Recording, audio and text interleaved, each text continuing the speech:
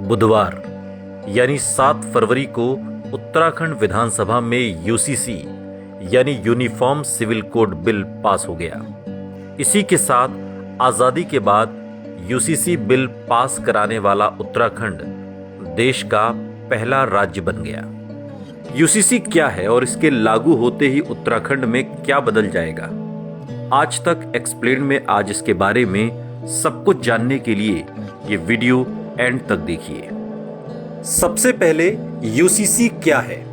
Uniform civil code या समान नागरिक संहिता को आसान भाषा में समझने के लिए पहले ये समझिए कि आमतौर पर किसी भी देश में 2 तरह के कानून होते हैं, क्रिमिनल और सिविल।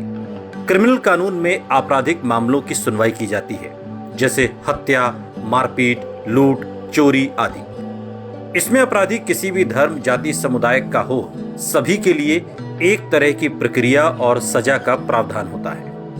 वहीं शादी ब्याह, संपत्ति से जुड़े जैसे निजी मामले सिविल कानून में आते हैं। ऐसे मामलों में कोर्ट सेटलमेंट कराता है या पीड़ित पक्ष को मुआवजा दिलाता है।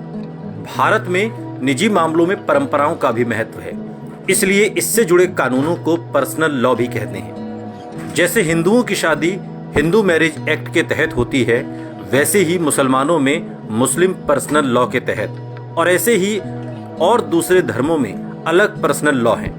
लेकिन अब यूनिफॉर्म सिविल कोड के लागू होने से उत्तराखंड के हर नागरिक के लिए निजी मामलों में भी एक समान कानून होगा। तो चलिए अब आपको बताते हैं कि यूसीसी लागू होते ही उत्तराखंड में क्या बदल जाएगा। सबसे पहले शादी ब्याह के मामलों में क्या कहता है यूसीसी? शादी पुरुष और महिला के बीच ही हो सकती है। शादी के समय लड़का 21 साल और लड़की 18 साल की हो। शादी के समय अलग अलग धर्म के लोग अपनी धार्मिक विधि से विवाह कर सकते हैं, लेकिन शादी का रजिस्ट्रेशन कराना जरूरी होगा। तलाक के लिए क्या कहता है यूसीसी? शादी की 1 साल की अवधि तक पति या पत्नी तलाक का आवेदन नहीं दे सकते हैं। तलाक के लिए पति और पत्नी दोनों को समान अधिकार दिया गया है। कोई भी शख्स तलाक के लिए याचिका दायर कर सकता है अगर पति पत्नी में से किसी ने भी किसी और के साथ मर्जी से शारीरिक संबंध बनाए हो, किसी ने भी क्रूरता का व्यवहार किया हो, विवाह के बाद दोनों पक्ष कम से कम 2 साल से अलग रह रहे हों, किसी एक पक्ष ने धर्म परिवर्तन कर लिया हो। उत्तराधिकार के मामले में क्या कहता है यूसीसी? बेटा बेटी दोनों को संपत्ति में समान अधिकार मिलेगा। गोद लिए गए, सरोगेसी से पैदा हुए या दूसरे मेडिकल तकनीक से पैदा हुए बच्चों के बीच कोई अंतर नहीं है, उन्हें संपत्ति का उत्तराधिकारी माना गया है। महिला या पुरुष की मृत्यु के बाद उसके पति या पत्नी और बच्चों को समान संपत्ति का अधिकार मिलेगा। मृत व्यक्ति के माता पिता को भी समान अधिकार दिए गए हैं। उत्तराधिकार के प्रयोजनों के लिए ऐसे उत्तराधिकारियों के बीच कोई भेद नहीं करता है जिनका जन्म हो गया है या जो उस व्यक्ति जिसकी संपत्ति का बंटवारा होना है कि मृत्यु के समय गर्भ में था। लिव इन के बारे में क्या कहता है यूसीसी?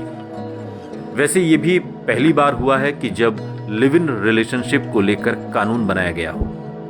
यूसीसी कहता है लिव इन रिलेशनशिप में रहने वालों को जिले के रजिस्ट्रार के सामने इसको डिक्लेयर करना होगा।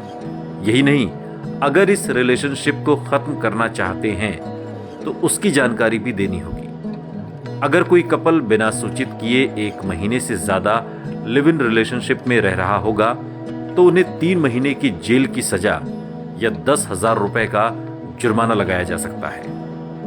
21 साल से कम उम्र के लड़के लड़कियों को रजिस्ट्रेशन के लिए माता पिता की सहमति लेनी होगी। लिव इन रिलेशनशिप में रहने के दौरान अगर बच्चा पैदा होता है तो उसे भी वैध माना जाएगा। इसके साथ ही अगर रिलेशनशिप टूटती है तो महिला अदालत जा सकती है और गुजारा भत्ता भी मांग सकती है। आपको कैसा लगा ये वीडियो हमें कमेंट बॉक्स में जरूर लिखिए। ऐसे ही और वीडियोस के लिए सब्सक्राइब करिए हमारा यूट्यूब चैनल आज तक।